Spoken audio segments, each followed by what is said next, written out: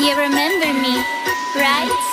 Hi everyone, welcome to Diva Mantra. This is Divya, your host for the channel, and this is our reaction video. काफी दिनों बाद आ रहा है मेरा reaction, क्योंकि आप लोगों को मैंने कम्युनिटी के थ्रू बताया ही है कि मन ही नहीं करता यार, इतने ढीठ और इतने जाहिल लोग हैं ये जिन व्लॉगर्स के ऊपर मैं रिएक्शन दे रही थी, उनको सुधार का उनके अंदर कोई चांस ही नहीं है। मतलब कितने दिन तक आप पुरान के पत्ते के ऊपर पानी डालोगे? जो पुरान का पत्ता होता है उसके ऊपर पानी रुकता ही नहीं है। मतलब ये वही बात हो गई कि मैं पुरान के पत्ते पे पानी डाले जा रही हूँ। और सिर्फ ये व्लॉगर्स ही नहीं, इनको देखने वाले भी वैसे ही हैं। उनको भी चाहिए कि भैया नहीं, ये एंटरटेनमेंट ऐसे ही होगा जो ये उटपटांग चीजें दिखाएंगे, उटपटांग हरकतें करेंगे, रोएंगे, गाएंगे, नाचेंगे, कूदेंगे, लड़ेंगे आपस में। तो भाई ऐसे लोगों को तो मैं नहीं समझती कि अब मुझे अपना डेटा, अपना टाइम इनके ऊपर बर्बाद करना चाहिए, मैं कुछ और व्यर्थ करना चाहिए। तो इसलिए मैं आजकल रिएक्शन कम दे रही हूँ। और मैं बिग बॉस भी देख रही हूँ। भाई बिग बॉस ने तो इतनी बड़ी वाली टट्टी की है ना, ये पूरा सीजन ही टट्टी को डेडिकेट कर दिया है बिग बॉस ने। क्यों मैं ऐसा बोल रही हूँ? देखिए, बिग बॉस ने जितने भी उनके मोस्ट केपेबल खिलाड़ी थे सबको चीटिंग करके आउट कर दिया है बिग बॉस से। और चीटिंग कैसे की है कि घर में रणबीर शौरी को इतना वीवीआईपी ट्रीटमेंट दिया है बिग बॉस ने कि पूछिए मत। आप लोगों को ध्यान हो, जिन लोगों ने लाइव देखा कि नहीं देखा मुझे नहीं पता, बट एलिमिनेशन के पहले जब मुनव्वर का शो हो रहा था तो मुनव्वर ने बोला कि ये जो है ना, ये आपको जो कपड़े भेजे थे शहनाज गिल ने, ये उसका बिल है। आपने देखा एक कागज पास किया गया था रणवीर शौरी को। तो आई गेस इसी तरह से बिग बॉस कुछ ना कुछ हिंट उनको दे देते कि उनको आगे क्या करना है। तो पता चल रहा है कि शो जो है वो एकदम ही स्क्रिप्टेड है। मतलब रणवीर शौरी को एक कागज के थ्रू लिख के भेजा गया होगा कि तुमको इसको कटारिया को करना है एज अ बाहर वाला, you have to nominate Luv Kataria. तो लव कटारिया बाहर हो गया। आप लोगों ने ध्यान भी दिया होगा कि मुझे इस चीज का डाउट था और मैंने कम्युनिटी भी छापी थी एक दो दिन पहले कि बिग बॉस इतनी चीटिंग कर रहा है, इतना बायस्ड शो हो गया। रियलिटी टीवी शो तो रहा ही नहीं है इस सीजन में। मैंने फर्स्ट टाइम ओटीटी का देखा था पूरा big boss and I regret it. मैं बिल्कुल पूरा मेन बिग बॉस पूरा देखती हूँ, एक भी एपिसोड मिस नहीं करती and I never regret it, trust me. क्योंकि जब वहां पे कुछ इस टाइप की बदतमीजियां जो आप लोगों ने देखी थ्रू आउट होती चली आई हैं, झापड़ मारने वाला, धक्का मारने वाला, सारे अंदर बैठे हैं। और जिन लोगों ने बेचारों ने सफर किया है और जिन लोगों ने अच्छा कंटेंट दिया है, उनको सबको बिग बॉस ने बाहर कर दिया। अब लव कटारिया को तो देखो, अगर पब्लिक डिमांड से अगर ये हो रहा होता ना बिग बॉस और इसका विनर हो रहा होता तो लव कटारिया होता और कोई नहीं होता। लेकिन 2 दिन पहले ही न्यूज आ चुकी कि फाइनल में जो अनिल कपूर के लेफ्ट और राइट में खड़े होंगे उसमें से एक सना होगी, दूसरा नाजी होगा। किया क्या है सना तो फिर भी चलो मान लो कि बहुत ग्रिल किया, उसको बहुत बेइज्जत किया, उसने बहुत स्ट्रांगली अपना गेम खेला, उसने कुछ नहीं छुपाया और उसने अपना गेम खेला। लेकिन नाजी ने क्या किया है? उठपटांग बेसिर पैर का रैप मुझे नहीं पसंद आता उसका कोई भी रैप। वो क्या बोलता है, कुछ भी बोल देता है, बस you know what he does. 2-4 words उसके दिमाग में एक जैसे राइम करने वाले आते जाते हैं और वो कुछ भी उसके ऊपर बोलता जाता है और हो गया ओजी ओजी ओजी ओजी नाजी। कोई ओरिजिनल नाजी नहीं है, एकदम ही बेकार नाजी है बिल्कुल। मैं तो कभी जिंदगी में वोट ना करूं उनको, लेकिन ठीक है कोई बात नहीं। एमसी स्टैन ने भी कुछ नहीं किया था लेकिन वो भी विनर बन के निकल गया, सो इट्स ओके। लास्ट में इनकी जो पीआर टीम्स है ना बहुत जबरदस्त काम करते हैं। तो जीतने वाला तो नाजी है, लेकिन ये शो जो था पूरा स्क्रिप्टेड था। पूरा जो 18वां बिग बॉस होगा जो मेन वाला है उसकी बात कर रही हूँ। 18 साल में जो एक रेपुटेशन बनाई थी कि ये एक अच्छा शो है, पूरी बिल्कुल बर्बाद कर दी इस ओटीटी ने। क्या करके? ये जो हरकतें इस बिग बॉस में हुई हैं। अच्छा, दूसरी चीज, अरमान मलिक हो गए हैं घर से बेघर।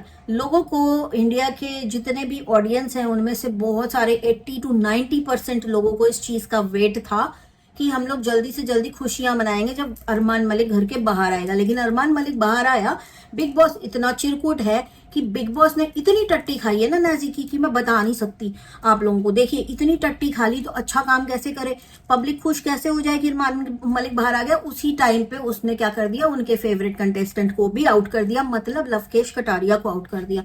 Lavkesh Kataria clear cut voting के जो ट्रेंड्स आप देखेंगे उन हिसाब से Lavkesh Kataria is the winner of big boss. लेकिन क्या कर सकते हैं, है ना। वो चिट्ठी पहुंचाई थी मुनव्वर से, वो चिट्ठी इसी चीज की पहुंचाई गई थी बिल के रूप में कि ये बिल शहनाज गिल ने भेजा है आपको, जो उसने आपके कपड़े भेजे थे। मजाक था, लेकिन एक कागज दिया गया था जिसको उन्होंने बड़े अच्छे से संभाल के अपने पास रख लिया था। तो बिल्कुल स्क्रिप्ट में ये सारी चीजें जो लूप होल्स है ना बिग बॉस के साफ नजर आ जाते हैं।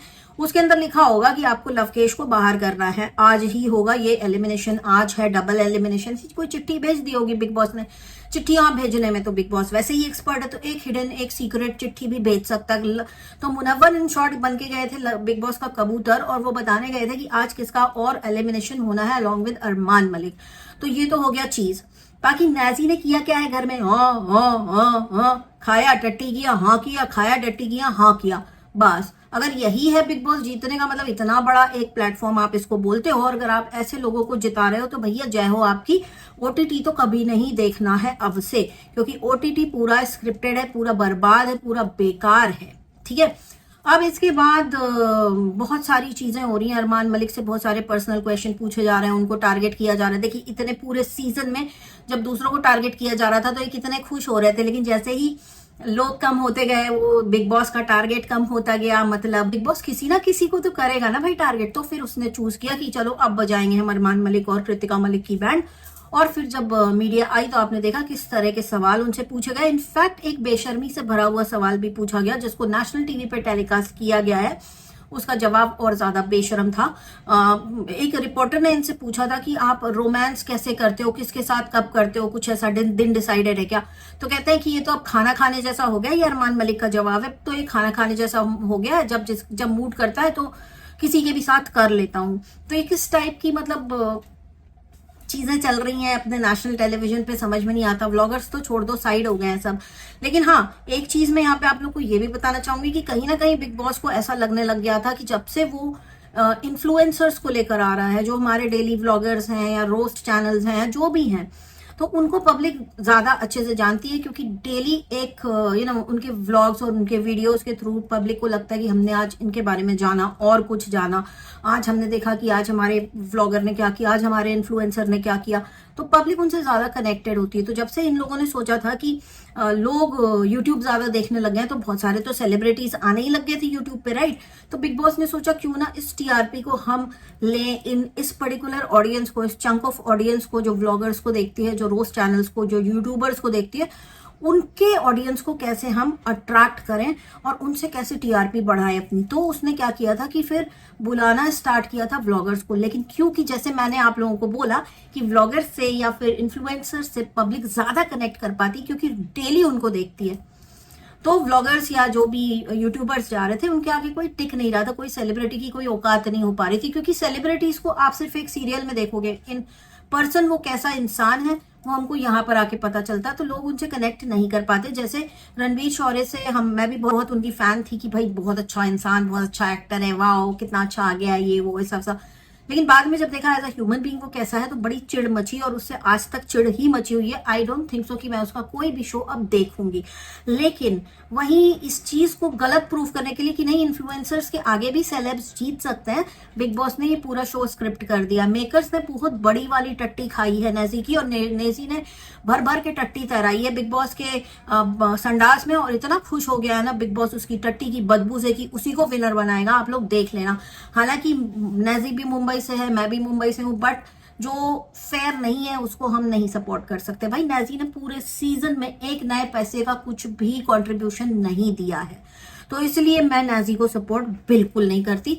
आप लोग मुझे बताइए, आप लोग को क्या लग रहा है कि क्या हो गया है इस सीजन में, आप लोग मुझे जरूर बताइएगा। अच्छा, दूसरी चीज, अब ये वाला जो मेरा पार्ट है ये पोस्ट माई आउटरो आएगा। आउटरो के बाद भी थोड़ा सा वीडियो बाकी है, तो आप लोग जरूर देख लेना।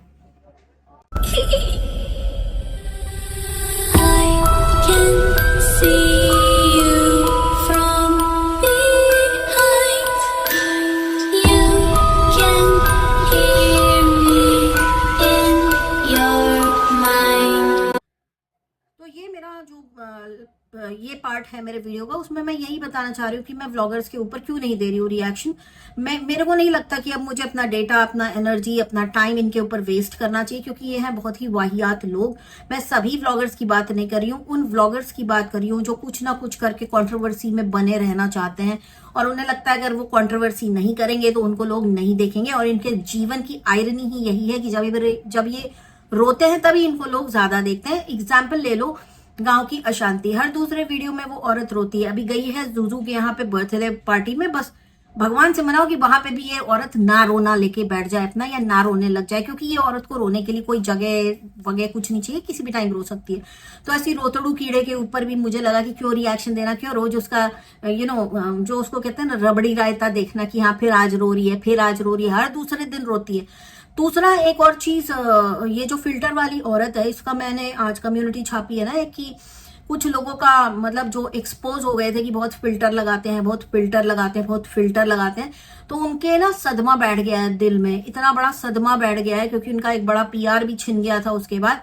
लेकिन उनको आज तक इतनी, जिसको कहते हैं ना बैल बुद्धि, कि दिमाग में घुसता नहीं, गोबर चट्टे लोग हैं ये इतने गोबर चट्टे हैं कि इनको आज तक ये समझ में नहीं आया कि आप coloured cosmetic as per law India के अंदर फिल्टर लगा के नहीं बेच सकते हैं, आपके ऊपर केस ठोक सकता है कोई भी सब्सक्राइबर, कोई भी कंज्यूमर। और वही चीज जब मैंने रेस की तो इनको लगा कि नहीं है, इनके फिल्टर लगा के सुंदर दिखने पे मुझे कोई आपत्ति है नहीं, कोई आपत्ति नहीं है बहन, तुम एक नहीं 10 15 20 25 30 फिल्टर लगाओ, कोई फर्क नहीं पड़ता। लेकिन जब तुम पीआर करती हो और तुम लाल साड़ी को पीला और पीले साड़ी को लाल बना देती हो ना, तब वहां पे आपत्तिजनक काम हो जाता है तुमसे। क्योंकि ये वाला जो लॉ है ये पूरे सेलिब्रिटीज के लिए, इन्फ्लुएंसर्स के लिए, सबके लिए सेम है। ये एक लॉ है जिसको तुम आए दिन तोड़ती रहती थी।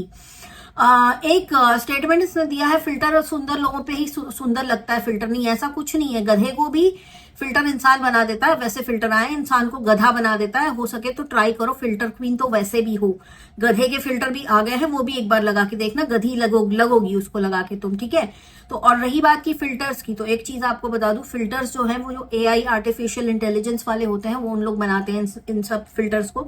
उनके लिए जो लोग फिल्टर का इस्तेमाल करते हैं उन लोग सिर्फ एक एक्सपेरिमेंट के चूहे जैसे हैं, चूहे बराबर, चूहे मात्र। रोज नए फिल्टर लगा बनाते हैं और देखते हैं कि कौन कौन से लोग लगा के खुश हो रहे हैं उसको, तो वो वैसे वो और फिल्टर लगाते हैं, क्योंकि उससे कहीं ना कहीं उनको कुछ ना कुछ फायदा होता है। वो फिल्टर्स वो अपने अलग अलग एप्स को बेचते हैं, या एप्स लगाती हैं ताकि उनके यूजर्स बढ़े, उनके इन ऐप परचेजेस जो है वो खरीद पाए। तो ऐसे लोगों को मैं बेवकूफों की कैटेगरी में रखती हूँ, जो बोलते हैं कि फिल्टर लगा के, तो फिल्टर सभी के ऊपर नहीं। फिल्टर आप लोग एक एक्सपेरिमेंट का चूहा हो, आप फिल्टर अगर लगा रहे हो तो आप उस एक्सपेरिमेंट के चूहे बन चुके हो, सर्टिफाइड एकदम। जो फिल्टर बनाने वाले हैं उनकी नजरों में, अगर नहीं पता तो पढ़ लेना, लेकिन पढ़ोगे कैसे, क्योंकि ये सारे आर्टिकल्स जो होते हैं वो इंग्लिश में होते हैं, क्योंकि ये सारी चीजें मैक्सिमम रूप से यूएस में ही बनाई जाती हैं, तो तुम्हें तो समझ में आएगा नहीं, तो तुम पढ़ोगे कैसे। लेकिन हम बताएंगे तो हम हो जाएंगे तुम्हारे जीवन के विलेन। पर ठीक है, कोई बात नहीं, अपने गंवारपन को एंजॉय करो, जितना हो सकता है उतना एंजॉय करो, कोई फर्क नहीं पड़ता। और दूसरी चीज, इनको कोई ठीक कर दे, इनको कोई रेक्टिफाई कर दे, इन गंवार ब्लॉगर्स को कोई रेक्टिफाई कर दे कि बहन ऐसा नहीं, ऐसा बोले, तू गलत बोल रही है, तो इन लोगों को बड़ा बुरा लगता है कि हाय हमको कैसे कर दिया। ये वही औरत की बात कर रही हो जो अल्फा बीटा और गामा जैसी रेस के बारे में बात करती है, कि जो एक पर्टिकुलर मामा अर्थ नाम का शैम्पू और कंडीशनर है, उसके अंदर अल्फा बीटा और गामा भी है। गामा मतलब कैंसर बेच रही हो तुम, तो मतलब मामा अर्थ भी इतना महान है कि उसने कभी ध्यान नहीं दिया। लेकिन जब हमने ध्यान दिया तो इन मैडम को, मोहतरमा को वहां से वो हटाना पड़ा। जब हम ऐसी चीजों को करेक्ट करते तो लोग बोलते हम एबनॉर्मल हैं। और अब देखो किस तरह से गए हैं दो बहुत ही लोगों के चहेते व्लॉगर्स, बहुत ही चहेते व्लॉगर्स गए हैं बिग बॉस में। देखो उनकी कितनी गंदी ट्रोलिंग हो रही है। मैं एक चीज कहती हूँ ट्रोलिंग के ऊपर, मुझे एक चीज यहाँ पे स्पेसिफाई करनी थी कि जो कृतिका मलिक है उसकी ट्रोलिंग बहुत गंदी हो रही है। और मतलब मैं ये कहूंगी कि भाई इतनी गंदी ट्रोलिंग नहीं करनी चाहिए। आप लोग उसको थर्ड जेंडर वाली बोल रहे हो, तो मतलब मैं समझ नहीं पा रही हूँ कि आप थर्ड जेंडर वालों का मजाक उड़ा रहे हो, या आप कृतिका मलिक का मजाक उड़ा रहे हो, या आप दोनों का मजाक उड़ा रहे हो। मेरे ख्याल से आप दोनों का मजाक उड़ा रहे हो, क्योंकि थर्ड जेंडर वाले दिल के बड़े अच्छे होते हैं और इंसान होते हैं, सबसे बड़ी बात, और हम नॉर्मल लोगों से कहीं ज्यादा अच्छे होते हैं। तो उनको अगर आप मजाक के तौर पे ले रहे हो कि किसी को थर्ड जेंडर बोल के आपको मजा आ रहा है, तो ये बहुत गलत ट्रोलिंग है। ये ट्रोलिंग नहीं होनी चाहिए, किसी भी लेडी की नहीं होनी चाहिए। वो कहीं ना कहीं एंड ऑफ द डे एक बच्चे की माँ है, उसका बच्चा बड़ा होके ये सारे आपके वीडियोस देखेगा तो उसको क्या लगेगा और कैसा लगेगा। तो इस चीज को मैं सपोर्ट नहीं करती। बाकी हाँ, इन लोगों ने जो बेवकूफियां की हैं, जैसे कि अभी कृतिका मलिक ने बोला है अपने घर के लाइव में, देख रही थी बिग बॉस का लाइव, तो उसमें इन्होंने बोला था मैं इंटीमेट फास्टिंग कर रही हूँ। तो इंटीमेट फास्टिंग नाम की कोई चीज नहीं होती, इंटरमिटेंट फास्टिंग होती है। और फिर अरमान मलिक जी ने भी एक चीज बोली कि कॉमन सेंस का के भी नहीं है इनके अंदर, उनको कॉमन सेंस की स्पेलिंग पता नहीं है, लेकिन कॉमन सेंस के ऊपर ज्ञान उन्होंने दे दिया और अपनी अज्ञानता का प्रूफ भी दे दिया कि कॉमन सेंस स्टार्ट्स फ्रॉम के एंड नॉट सी, तो उससे पता चलता है। ठीक है, समझ में आता है। आप लोग पढ़े लिखे नहीं हो तो हिंदी में ही बोल दो ना भैया, हिंदी में ही बोल दो। हिंदी भाषा इतनी अच्छी है, हम सभी को हिंदी आती है। आपके मैक्सिमम जो सब्सक्राइबर्स हैं, आप जैसे लोगों को देखने वाले मैक्सिमम सब्सक्राइबर्स, मैं उन सभी व्लॉगर्स को यहाँ पे बोल रही हूँ जिनके ऊपर मैंने कभी ना कभी रिएक्शन दिया है। आप सभी के सब्सक्राइबर्स हिंदी स्पीकिंग लोग हैं, उनको हिंदी अच्छे से समझ में आती है। हिंदी हमारी भाषा है, हमको उसको बोलने में बिल्कुल शर्म नहीं आनी चाहिए। लेकिन आप लोग को शायद बहुत शर्म आती है, बिकॉज आप लोग वॉनबी बन के दिखाते हैं और बड़े बड़े स्टेटमेंट पास करते हैं। और अब देखो इन लोगों की इंग्लिश के ऊपर कितनी धज्जियां उड़ रही हैं। तो जो लोगों को लगता था कि मैं लोगों को समझाती हूँ कि ये ऐसे नहीं, ऐसे बोला जाता है, हंसी मजाक में समझाती थी, ऑब्वियसली मनहूस मुंह लेकर नहीं आती थी समझाने के लिए, तो लोगों ने मुझे विलन बना दिया। लेकिन अब देखो कि क्या होता है जब आप नेशनल टेलीविजन पे चले जाते हो और एक ज्यादा बड़ा प्लेटफॉर्म आपको मिल जाता है, उसके बाद आपकी क्या धज्जी उड़ती है वो आप लोग अब देख लेना। जिस मलिक फैमिली की जिस हिसाब से धज्जी उड़ रही है, वो धज्जी उड़ती है, वो है एक्चुअली आप लोगों की असली असली चेहरे, जो जब फिर बाहर आने लगते हैं तो उनके ऊपर कोई फुल स्टॉप नहीं लगा सकता। हालांकि इनकी जो पायल मालिक हैं उन्होंने बोला कि हम केस करेंगे, हम एफआईआर करेंगे, हम ये करेंगे वो करेंगे। कितने लोगों के ऊपर करेंगे आप ये सोचिए, कितने लोगों के ऊपर डिफेमेशन का केस डालेंगे। डिफेमेशन का case is not a joke. जिनको लगता है कि डिफेमेशन का केस बहुत बड़ा जोक है, डिफेमेशन के केस में आपको अपनी नेटवर्थ बतानी पड़ती है, वो प्रूफ देना पड़ता है, और उसके बाद जो आपकी नेटवर्थ निकल कर आती है उसका 10% आपको केस को फाइल करते समय जमा करना पड़ता है। तो अगर आप 1 करोड़ रुपए की अपनी नेटवर्थ बता रहे हैं तो उसका 10% आप निकाल लीजिए, उतना आप पैसा देंगे तब आपकी नेटवर्थ का 10% कैलकुलेट होकर के उतनी फीस आपको जमा करनी पड़ेगी, तब वो केस फाइल होता है। तो इट्स नॉट अ जोक जो इन्होंने बोला है पायल मलिक ने कि हम करेंगे डिफेमेशन का केस, तो बिल्कुल करिए, हो सकता है तो बिल्कुल करिए। और बाकी मेरा ये वीडियो आज का इतना ही, बहुत ही जल्दी मिलती हूँ आपसे नेक्स्ट वीडियो के साथ। तब तक के लिए take care and stay blessed, I love you all. कोशिश करूंगी कि वीडियो जल्दी आए, लेकिन मन नहीं करता यार इन लोगों को देखने का, सर दर्द होता है, दिमाग खराब होता है, तो इसलिए I am just trying to live a very happy and healthy life. और थोड़ा सा बिजी बहुत ज्यादा हूँ नहीं बता सकती किस चीज में बिजी हूँ। और मिलती हूँ आपसे बहुत ही जल्दी। नेक्स्ट वीडियो आने तक के लिए वेट करिएगा। I love you all, take care and जय महाकाल, हैप्पी सावन आप सभी को।